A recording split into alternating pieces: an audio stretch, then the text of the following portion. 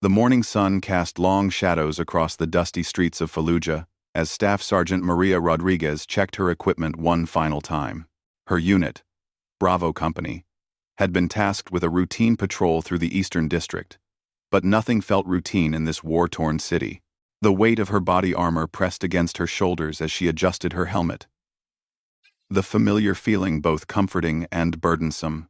Rodriguez had been in Iraq for 8 months now, long enough to know that the quiet moments were often the most dangerous. The city seemed unusually still that morning, with fewer civilians on the streets than usual. Even the stray dogs that normally wandered between the damaged buildings had disappeared somewhere safer. Her squad consisted of 12 soldiers, each one battle-tested and reliable. Corporal Jake Thompson walked point, his eyes constantly scanning the rooftops and doorways. Private First Class Sarah Chen handled communications, her radio crackling occasionally with updates from base. The rest of the team maintained their positions in the formation they had practiced countless times. The mission seemed straightforward enough. Intelligence reports suggested insurgent activity in a residential area 3 blocks from their current position. Their job was to investigate, gather information, and report back. No direct engagement was expected, but Rodriguez knew better than to trust expectations in Fallujah. As they moved through the narrow streets, Rodriguez noticed the unusual silence. Windows that should have shown signs of daily life remained shuttered. Children who normally played in the alleys were nowhere to be seen. The absence of normal activity made her skin crawl with anticipation. The first sign of trouble came from an unexpected source. A small girl, no more than 7 years old, appeared at the corner of a building ahead of them. She looked directly at Rodriguez and shook her head slightly before disappearing back around the corner. It was a warning, and Rodriguez recognized it immediately. She raised her hand, signaling the squad to halt. Thompson dropped to one knee, his rifle raised toward the rooftops. The team automatically spread into defensive positions, using doorways and debris for cover. Rodriguez studied the street ahead, looking for any sign of what had spooked the local population. The attack began with the sharp crack of a sniper rifle. The bullet struck the wall inches from Chen's head, sending fragments of concrete into the air. Rodriguez shouted orders as her team scattered for better cover. The narrow street that had seemed like a simple pathway moments before now felt like a deadly corridor with enemies on all sides. More shots rang out from multiple directions. Rodriguez counted at least 4 different positions based on the sound signatures. Her team returned fire toward the muzzle flashes they could identify.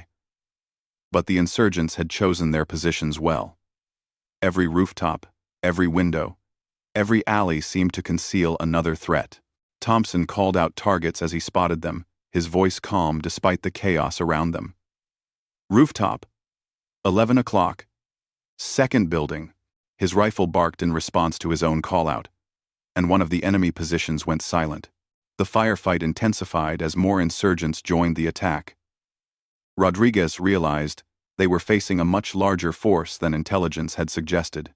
What was supposed to be a small group of fighters had turned into a coordinated ambush involving dozens of attackers. Chen worked frantically with her radio, trying to establish contact with headquarters. The buildings around them seemed to interfere with the signal, and her calls for backup went unanswered. Rodriguez made the difficult decision to try fighting their way back to safer territory, rather than wait for support that might not come. The retreat began in good order, with the team providing covering fire for each other as they moved from position to position.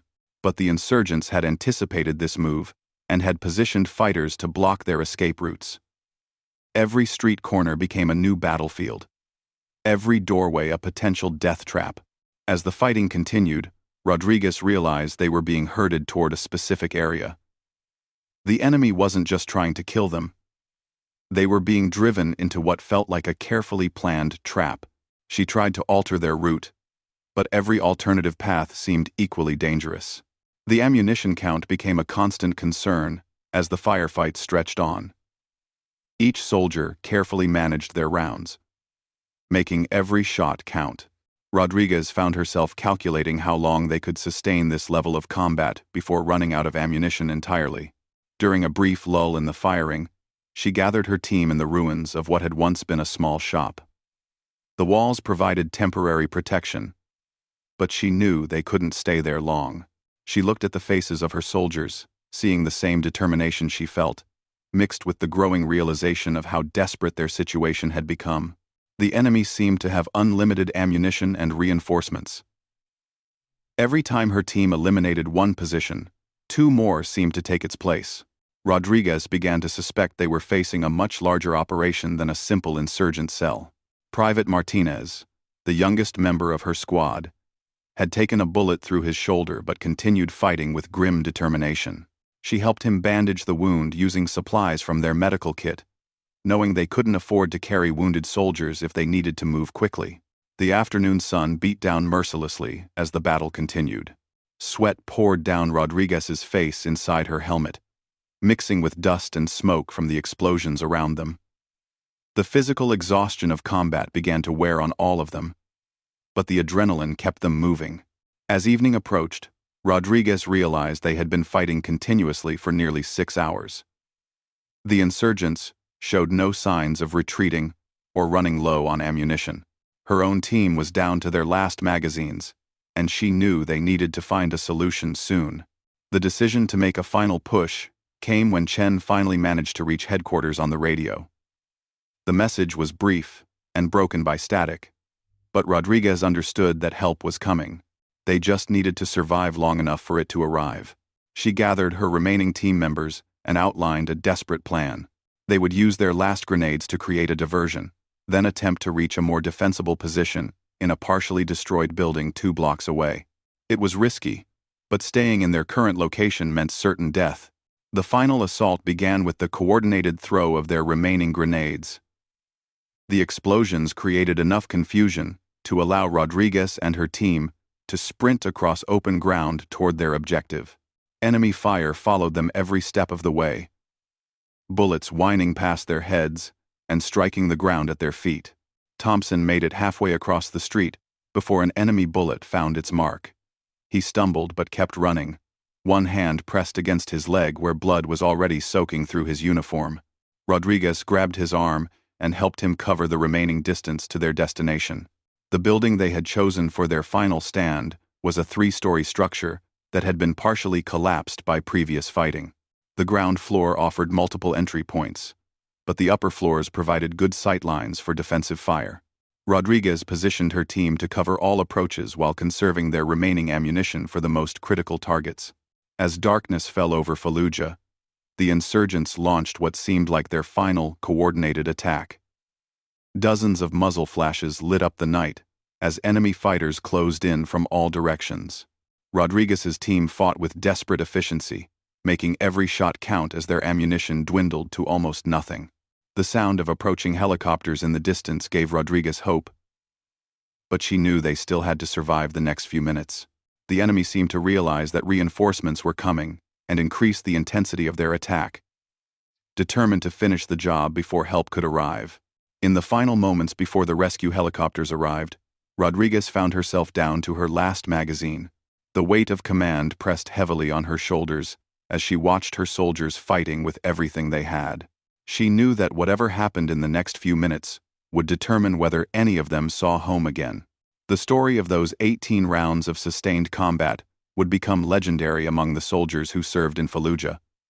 But for Rodriguez and her team, it was simply about survival and the bonds forged in the crucible of battle. The explosion that separated Rodriguez from her rescue threw her through the air like a discarded toy.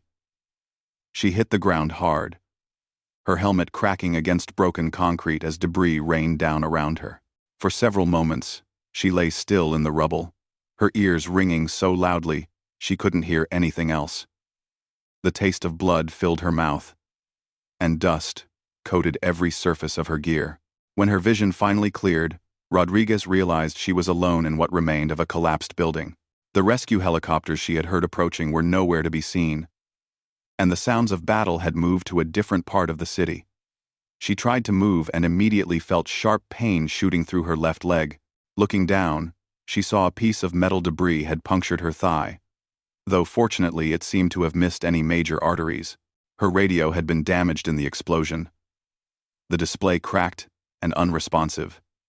She pressed the transmit button repeatedly, hoping to raise someone on the emergency frequency, but heard only static.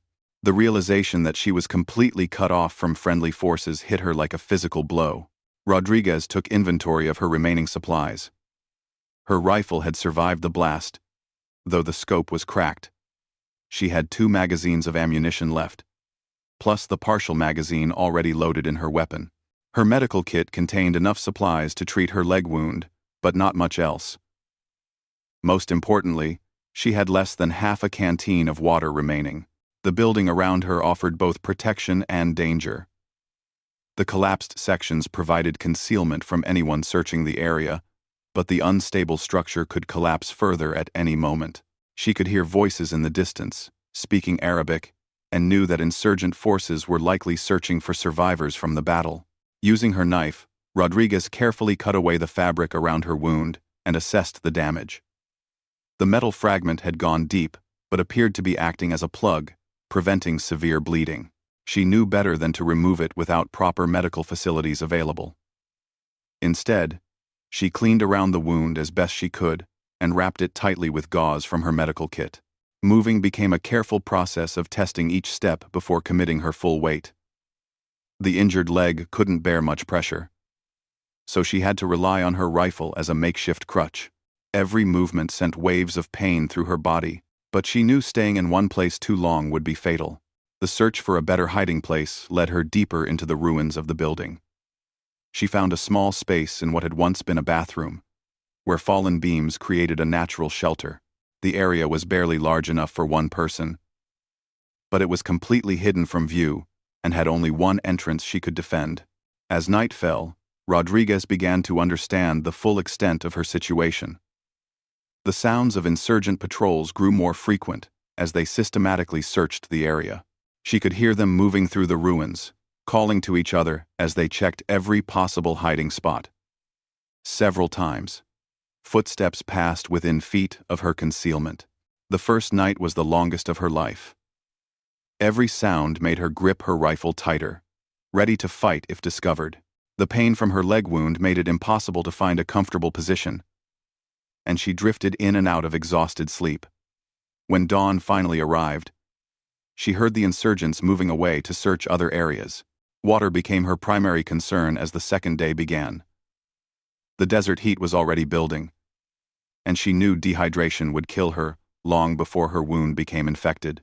She carefully rationed the remaining water in her canteen, allowing herself only small sips at measured intervals. During the daylight hours, Rodriguez observed the patterns of activity around her hiding place. Insurgent patrols came through regularly, but they seemed to be following predictable routes. Local civilians occasionally moved through the area, but they appeared to be avoiding the heavily damaged sections where she was hidden.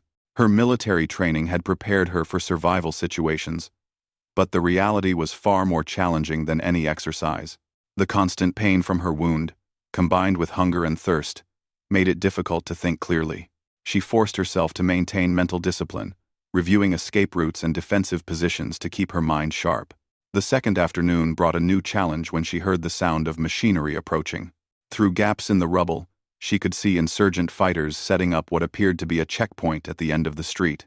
They were clearly planning to maintain a long-term presence in the area, which would make any escape attempt far more dangerous. As evening approached, Rodriguez made a difficult decision. She would have to leave her hiding place during the night to search for water. Her canteen was nearly empty, and she knew she wouldn't survive another full day without finding more. The risk of being discovered was enormous, but dehydration was a certain death sentence. She waited until well past midnight before beginning her careful movement through the ruins. Every step had to be tested for loose debris that might make noise. Her injured leg made the process incredibly slow, and she had to stop frequently to rest and listen for any signs of enemy activity. The search for water led her to a partially destroyed house 3 buildings away from her hiding spot. She found a small amount of water in a broken pipe, though she had to let the sediment settle before it was safe to drink. The liquid tasted of rust and concrete dust, but it was the most refreshing thing she had ever experienced. While collecting the water, Rodriguez discovered something that gave her hope. In the ruins of what had been a kitchen, she found several cans of food that had survived the destruction. The labels were in Arabic, but the contents appeared to be vegetables or fruit. She carefully opened one can and found what seemed to be canned peaches. Though she couldn't be certain in the darkness, the return journey to her hiding place took nearly 2 hours. She had to detour around an insurgent guard post that hadn't been there during her outbound trip. At one point, she found herself lying motionless behind a pile of rubble as 2 fighters walked past. Their conversation casual, as if they were simply out for an evening stroll. Back in her concealment, Rodriguez felt a mixture of relief and renewed determination. The food and water would buy her more time, but she knew her situation remained desperate. Her leg wound was showing signs of infection despite her efforts to keep it clean, and she was running a low-grade fever. The third day brought renewed insurgent activity as more fighters arrived in the area. She could hear them setting up more permanent positions, and the sound of construction suggested they were fortifying their checkpoint. Her window for escape was closing rapidly as the enemy consolidated their control over the neighborhood. During the afternoon, Rodriguez heard something that made her heart race with hope. In the distance, barely audible over the ambient noise of the city, she could hear the distinctive sound of American helicopters. They were conducting search patterns, flying low over different sections of the city. She realized that friendly forces were looking for her. The challenge became how to signal them without revealing her position to the insurgents on the ground. Her survival mirror had been lost in the explosion, and any other signal method risked drawing enemy fire. She would have to wait for the right moment when aircraft were overhead, but ground forces were not in the immediate area. As the sun began to set on her second full day in hiding, Rodriguez prepared for what might be her final night. Her ammunition was limited, her wound was worsening, and the insurgents were clearly planning to maintain a permanent presence in the area. She had to find a way to signal friendly forces before her condition deteriorated further. The sound of approaching helicopters grew stronger as darkness fell. Rodriguez realized this might be her only chance for rescue, but timing would be everything.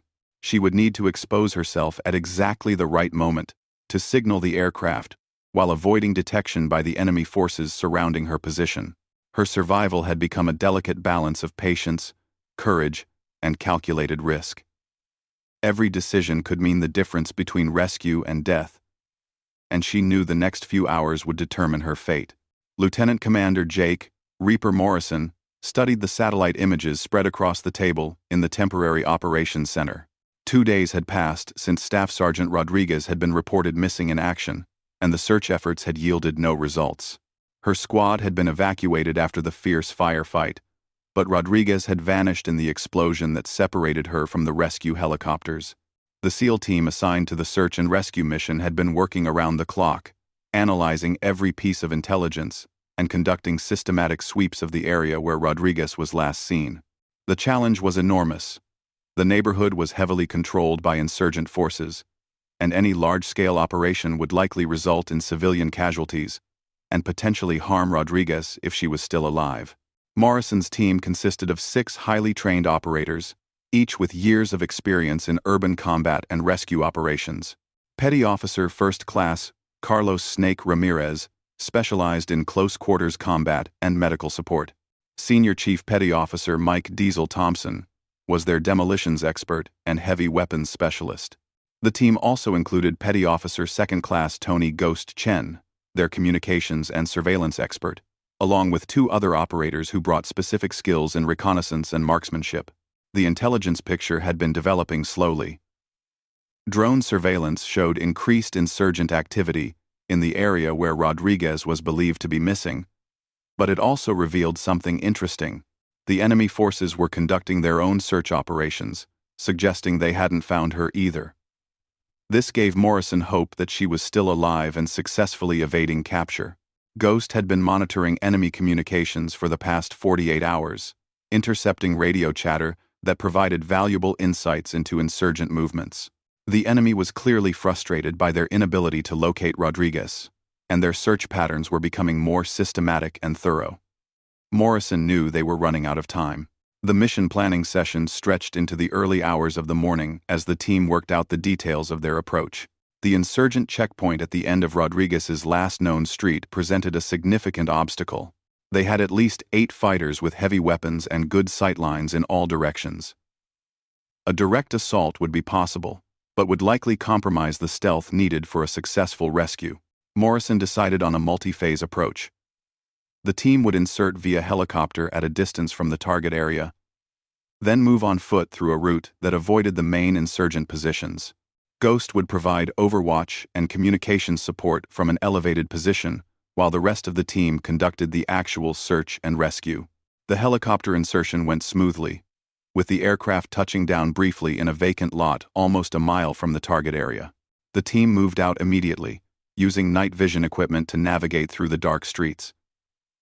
The city at night was eerily quiet, with most civilians staying indoors to avoid the ongoing violence. Moving through Fallujah required extreme caution. Every intersection had to be cleared carefully. Every rooftop checked for potential threats. The team used hand signals exclusively, maintaining radio silence except for emergency communications. Their movement was deliberately slow and methodical, prioritizing stealth over speed. Ghost established his overwatch position on the roof of a partially destroyed building that provided excellent sightlines over the target area. Through his scope, he could see the insurgent checkpoint clearly, counting at least 10 fighters with several heavy weapons. The enemy was alert and professional, rotating guard duties and maintaining good security procedures. Meanwhile, Rodriguez was experiencing her most critical hours. Her fever had worsened during the 3rd night, and the infection in her leg wound was spreading despite her efforts to keep it clean. She had rationed her food and water carefully, but her supplies were nearly exhausted. The sound of helicopters had given her hope, but she hadn't been able to make contact. The breakthrough came when Ghost noticed something unusual through his surveillance equipment. While scanning the ruins for any sign of Rodriguez, he detected what appeared to be a small reflection from deep within a collapsed building. It was barely visible and could have been dismissed as debris, but something about the pattern caught his attention. Morrison received Ghost's report and decided to investigate. The building in question was approximately 200 meters from the insurgent checkpoint, well within their security perimeter. Reaching it would require the team to move through heavily watched territory without being detected. The approach took over an hour of careful movement. The team had to bypass 2 insurgent patrols and wait for a 3rd to pass before they could reach the target building. Every step was planned and coordinated, with team members providing security for each other as they advanced through the rubble-filled streets. When they finally reached the building, Morrison could see why Ghost had noticed the reflection. Buried deep in the ruins was what appeared to be a small piece of military equipment, possibly part of a soldier's gear. The discovery filled him with both hope and dread. It could indicate Rodriguez's location, but it might also mark where she had died.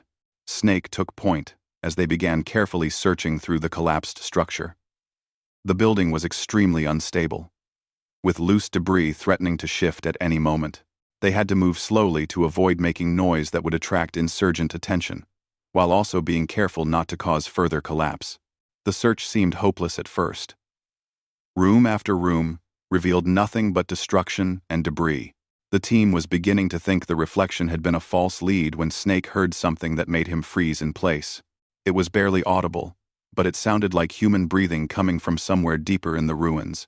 Rodriguez heard the footsteps approaching her hiding place and prepared for what she thought would be her final firefight.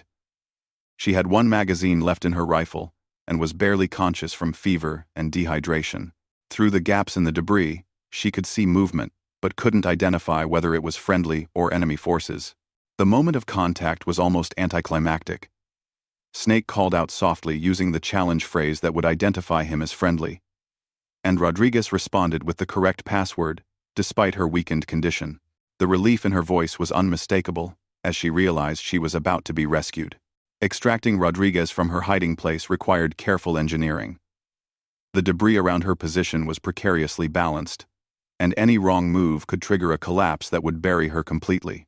Snake worked methodically to clear a path, while the rest of the team provided security and monitored insurgent activity. The medical assessment revealed the extent of Rodriguez's condition. She was severely dehydrated, running a high fever from infection, and had lost significant blood from her leg wound. Snake immediately started IV fluids, while Morrison coordinated with headquarters for emergency medical evacuation. The extraction presented new challenges. Rodriguez was unable to walk on her injured leg, and carrying her through hostile territory would be extremely difficult. The insurgent checkpoint was still active, and enemy patrols had actually increased in frequency during the night. Ghost reported that he could see insurgent reinforcements arriving at the checkpoint, suggesting the enemy might have detected some sign of the rescue operation. Morrison made the difficult decision to call for immediate helicopter extraction rather than attempting to move Rodriguez back to their original insertion point. The evacuation helicopter faced intense ground fire as it approached the landing zone. Ghost provided covering fire from his overwatch position, while the rest of the team formed a defensive perimeter around Rodriguez. The sound of the approaching aircraft triggered immediate enemy response, with fighters rushing toward their position from multiple directions. The final moments of the rescue were chaotic and violent. Insurgent forces launched a coordinated attack on the helicopter landing zone, forcing the SEAL team into a desperate firefight while protecting their wounded charge. Rodriguez, despite her condition, provided what support she could with her remaining ammunition. The helicopter touchdown lasted less than 30 seconds. The team loaded Rodriguez aboard, while maintaining suppressive fire against advancing enemy forces. Snake jumped aboard to continue medical treatment during the flight, while the rest of the team provided covering fire until the aircraft was safely airborne. As the helicopter climbed away from Fallujah, Rodriguez looked down at the city where she had spent the most terrifying and challenging days of her life. The ruins below held memories of combat, survival, and ultimate rescue that would stay with her forever. The SEAL team members around her represented the brotherhood of warriors who never leave a comrade behind. The debriefing would come later, along with medals and recognition for both Rodriguez's survival and the SEAL team's successful rescue. But in that moment, flying through the night sky toward medical treatment and safety, the only thing that mattered was that she had survived 18 rounds of combat and 2 days of desperate hiding, and that her brothers in arms had found her alive. Morrison looked at Rodriguez as the medical team worked to stabilize her condition. Her survival represented everything they fought for. The determination to never give up, the bond between soldiers, and the commitment to bring everyone home. The mission was complete, but the story of courage and brotherhood would be remembered long after the war had ended.